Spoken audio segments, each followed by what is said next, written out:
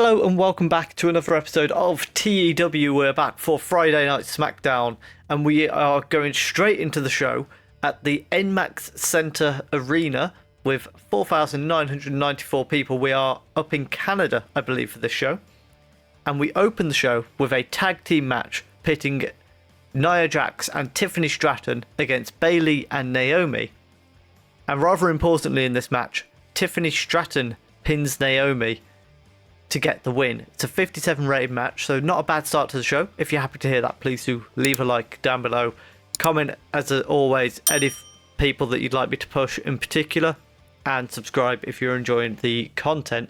And let's have a look at what happens afterwards, where Tiffany and Nia stand tall as Nia Jax gains some momentum heading into her triple threat title defense at Survivor Series, getting a 62 rating.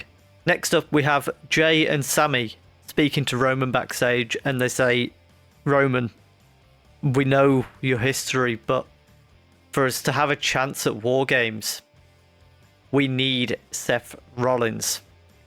Roman Reigns absolutely refuses and says, no,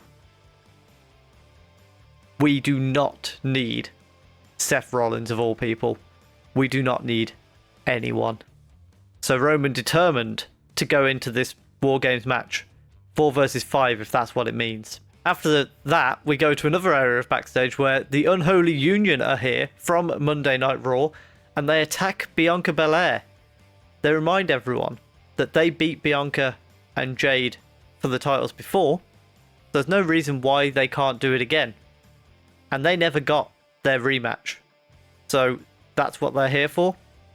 And their target has been set by taking out Bianca. Next up, a 75 rated segment, which is very nice. LA Knight says, with Andrade out the way, the title is coming home. The United States title is coming home. And then he says, yeah, because of course he does. He's LA Knight. That's all he does.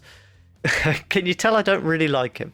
75 rating, though, is very good, so I can't really complain too much about him. Next up, in a bout that had great heat and decent wrestling, Randy Orton defeated Austin Theory.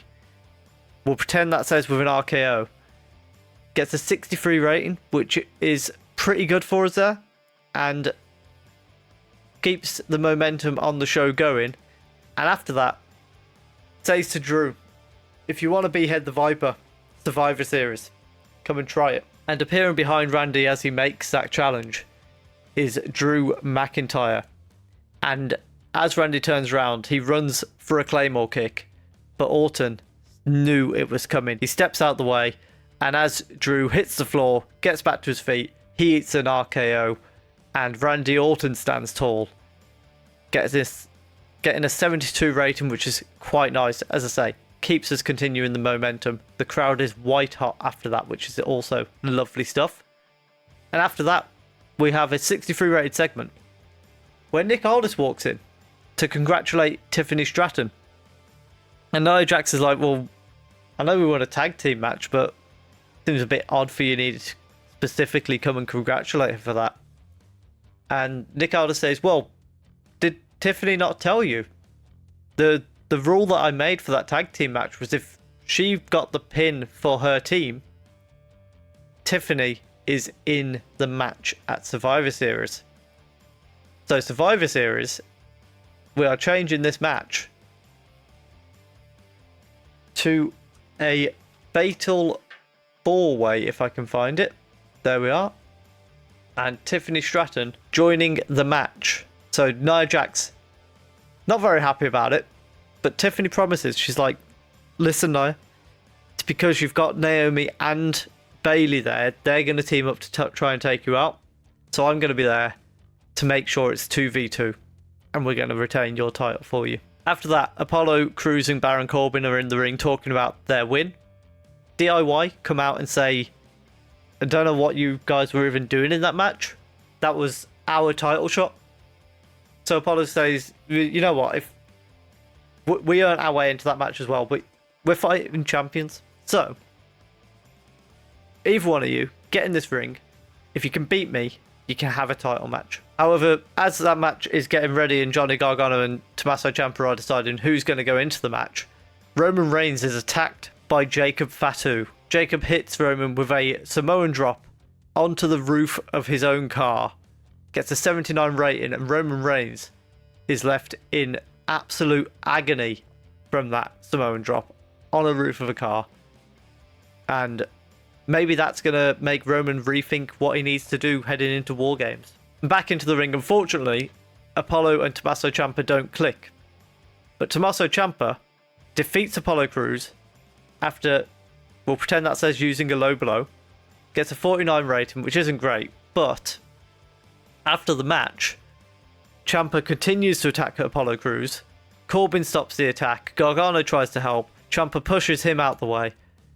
And Tommaso Ciampa is officially a heel. So Tommaso and Johnny Gargano currently on opposite sides of that spectrum, because Johnny Gargano does not know what has just come over Tommaso Ciampa. Then we go backstage, and the new bloodline, Solo Sikoa, tells Roman, if you come to War Games 4 versus 5, it will be the biggest mistake of your life.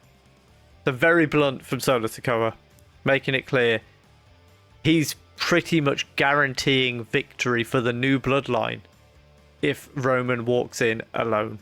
And then we go into our main event, and in a good match, Carmelo Hayes defeats LA Knight by pinfall with a fast roll-up, gets a 73 rating, which I'm quite happy with. Carmelo Hayes shockingly beating LA Knight out of nowhere. LA Knight's not very happy about it, but concedes it was a clean win.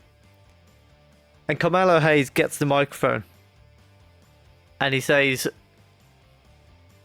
my US title win was not a flash in the pan, and I can promise you, as United States champion, I will beat anyone, whether it be from London, from Paris, or from Tokyo.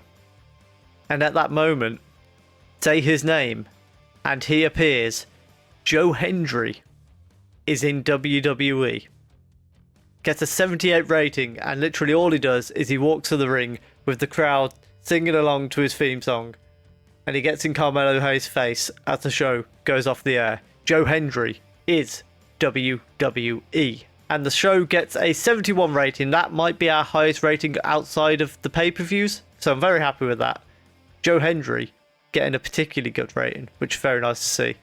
And hopefully we can finally start to get some momentum. So after that, we've got nothing really in our mail, nothing to worry about, and a pretty good show for us there. Hopefully we can continue that momentum off that show and build towards Survivor Series. I'm going to go and get booked in the remaining cards so that we don't lose any of the pre-booking bonuses, because we've got to have them booked in today, and we'll officially announce them next week, although we've not got too much to add on to the card. If you have enjoyed that, please do leave a like down below. Comment what you expect to see at Survivor Series. Subscribe, and thank you very much for watching.